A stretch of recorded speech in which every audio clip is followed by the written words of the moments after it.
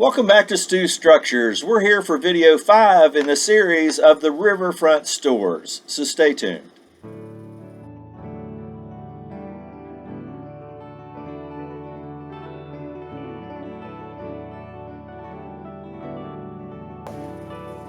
So welcome back. I am Mark Stewart and this is Stu Structures. I appreciate you coming back and sharing this time with me. The riverfront stores, you know, we've came into this to some great extent. In the end of the last video explained some of the new areas we need to get into about the fact that it's built on a riverbank. So one side is on stone pillars, which are a good ways off the ground, and then the embankment goes up to where there's actually railroad tracks on the other side on flat ground. So we need to figure that one out. We need to finish the roofs. We've still got plenty of trim to put on the building. There's some paint touch up on the brown and various areas that I've worked on before just from me handling and being rough with it. You know, we've still got the storefronts to put things in the windows of the stores. We have actually porches to build on the front of the big store, and it has it looks to me in the pictures like probably a cloth type of overhang, a roof above it. And the other one just has a small open porch on that tiny little building on this end of the building. So, you know, we have all that to build. So we'll jump into it this week. Hopefully this week I'll have more time to work on this and build than I have in the last few weeks. So maybe I can get a longer video out this week. We'll jump into it and see how far we can get. So we're going to continue on with the trim, and this side to the right I had got most of it on last week, so we're going to just turn the building around wall by wall and start putting trim on this back wall first. And I always start with the very top piece where the roof meets the wall, because it's one piece that goes completely across the building, and then the other two side pieces on the corners come up and meet that piece. So I just always start with the top piece. So, you know, I just put this in place and use a knife and mark it and cut it to length.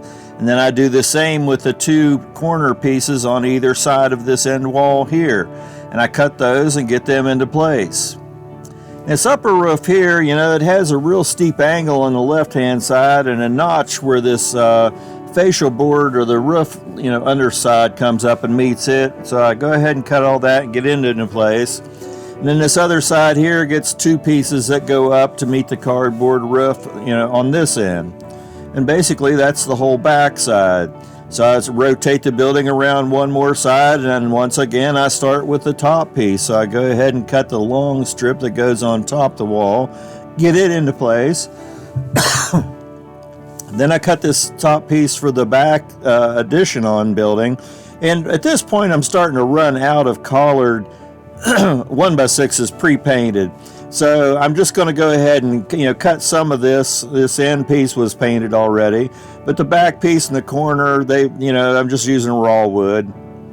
And then I'm turning around to the front, and you know, I need one piece on this top piece for the second floor here. On the other side, this little corner here gets three separate little pieces that come together to form the corner of this whole piece here. And then this store down on the far left gets two pieces, you know, the corner piece and the piece where that building meets the other building. And I'll just have to come back and paint these. But you know, a lot of the joints and stuff, there are gaps in some things that I want to fill. And basically this is what I like to use to come back and fill little gaps and seams and that type of thing. And I don't know if you've never used this before, it's just like almost like a flour or something, you know. It's a water based, and this is starting to get a little thick, so I had to mix some water with it. But I just took a flat knife blade and came back and started filling all these cracks. Now once this dries, I'm going to have to come back and use a knife and just clean up some of these. But you know, these corner boards, there was just a little wide gap in there, so putting this in there and coming back with paint later on makes all that just disappear and gives you a nice clean looking corner. The top of this sideboard here had a gap in it, so I just came back and filled some of it. And I'm just going to work my way around the building just filling gaps.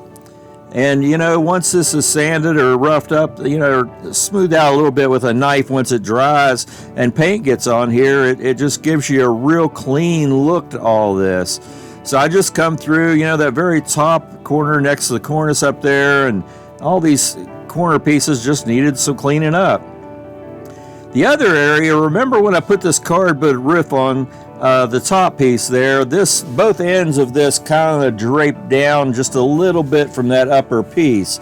So I just went back and put a little fill so that the roof lines met evenly, and I'm going to have to come back and sand these and clean them up as well once I get to that point, and then roofing will hide all that. So now that all the trim is on this lower part of the building, I grabbed the same paint that I used before, and I'm just going to come back and paint all the raw wood that wasn't pre-painted.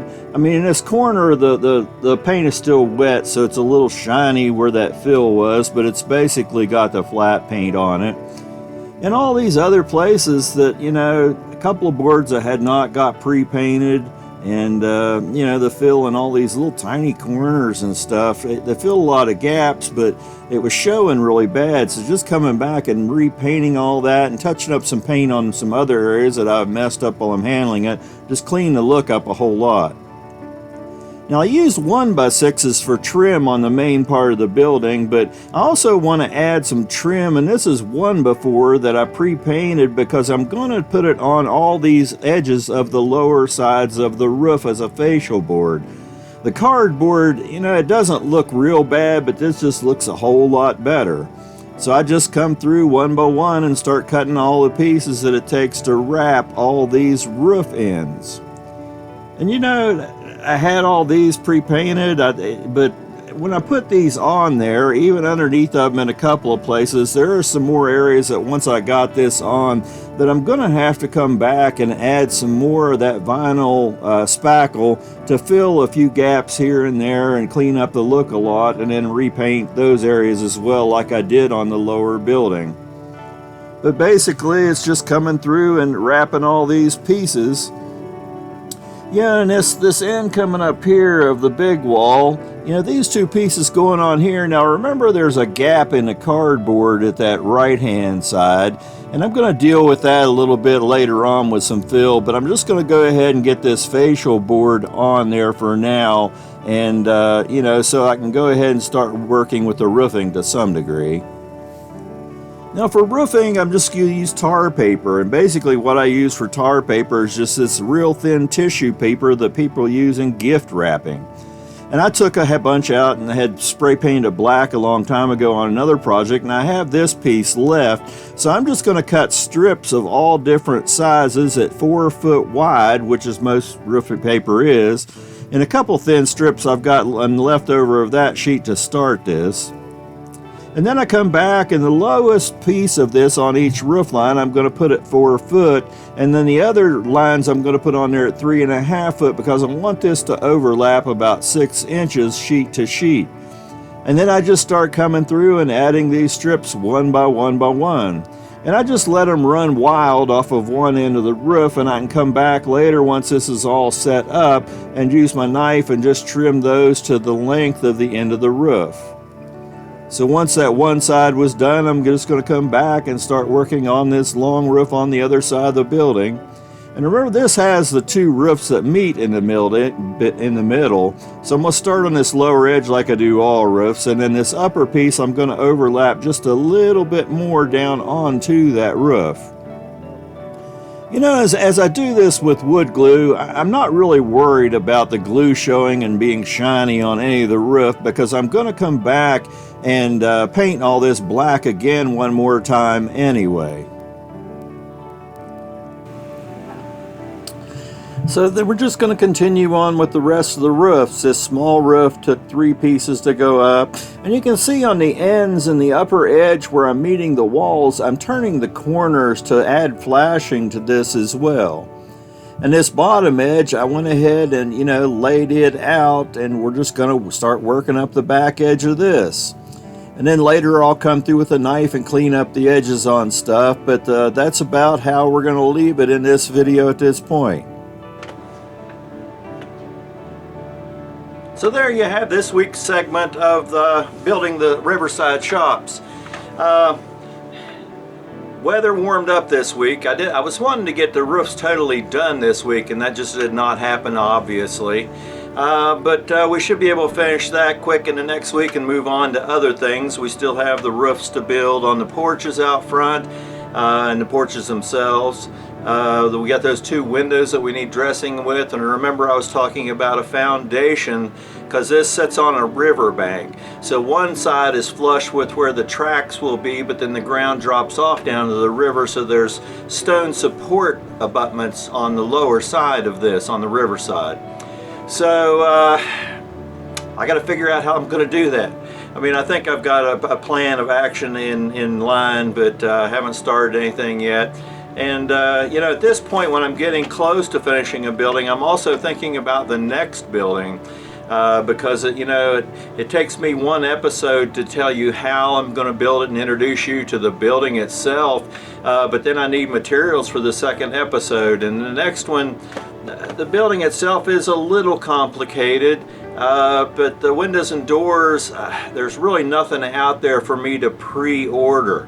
So I need to find things that maybe I can use to rebuild and scratch build some windows or something. I just haven't figured out exactly how I'm going to approach that subject yet.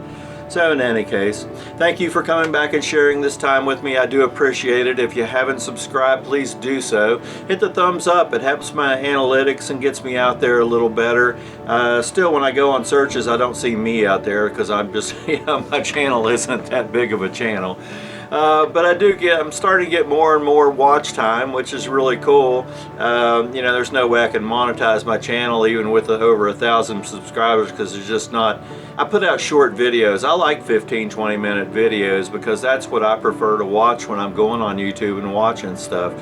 And right now I just don't have the time to spend that much time on the buildings each week anyway, so that's kind of what I have to do. So anyway, I hope you appreciate what I am able to get out there, and we're going to continue away and plot more buildings through this winter, so stay tuned and happy model railroading.